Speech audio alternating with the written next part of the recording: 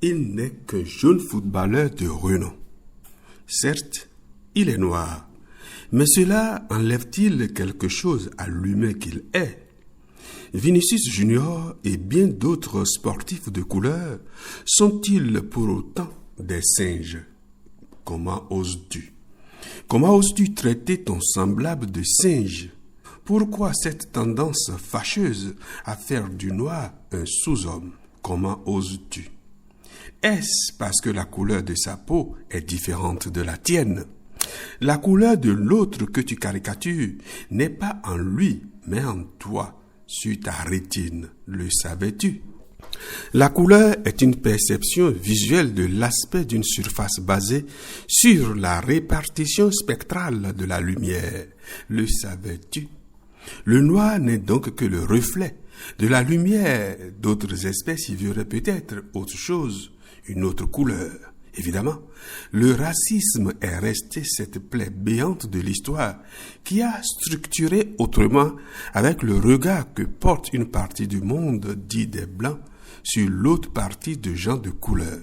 Pour certains, les Noirs ne sont que des animaux, des moins que rien. C'est répugnant. Comme Vinicius Junior, sais-tu combien y a-t-il de joueurs de couleur évoluant dans les 5 grands championnats du monde de football? Connais-tu l'équipe de France? Connais-tu vraiment cette équipe de France? Sais-tu tout l'amour que porte le continent africain à l'équipe de France de football et pour cause? Tout le monde le sait.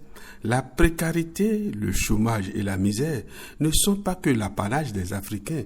Ils alimentent de plus en plus en Occident le chacun pour soi, la haine de l'autre, la haine du noir qui devient l'ennemi à abattre. Est-ce réellement de votre faute d'ailleurs? Quand les dirigeants africains persécutent et sacrifient leur peuple sur l'autel des intérêts, que voulez-vous comme résultat? Quand des dirigeants africains oublient ce qu'ils sont, oublient leur origine, oublient leurs histoires et leurs valeurs de civilisation, quel résultat voulez-vous? Les causes profondes du racisme sont africaines.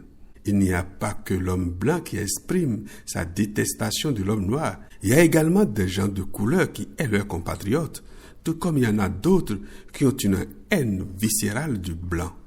Devoir de mémoire, les affres de l'esclavage ne s'oublient pas si facilement. Dans l'un ou dans l'autre cas, le plus important à savoir est qu'à l'origine, blancs et noirs sont tous des émanations d'Adam et d'Ève. Nos traits de différence sont l'œuvre du temps et de la nature.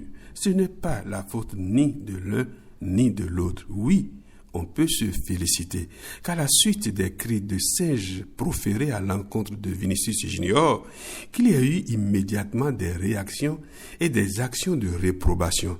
Mais la question est, la forte médiatisation de ces comportements racistes dans le sport peut-elle réellement endiguer le phénomène?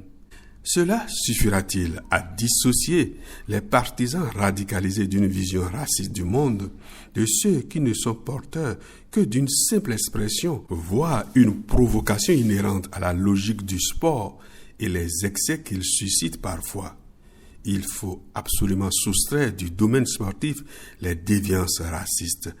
Il faut éradiquer totalement ce mal détruisant qui gangrène de plus en plus l'humanité. Sportif de couleur, sois fier de ton identité, sois fier de l'être.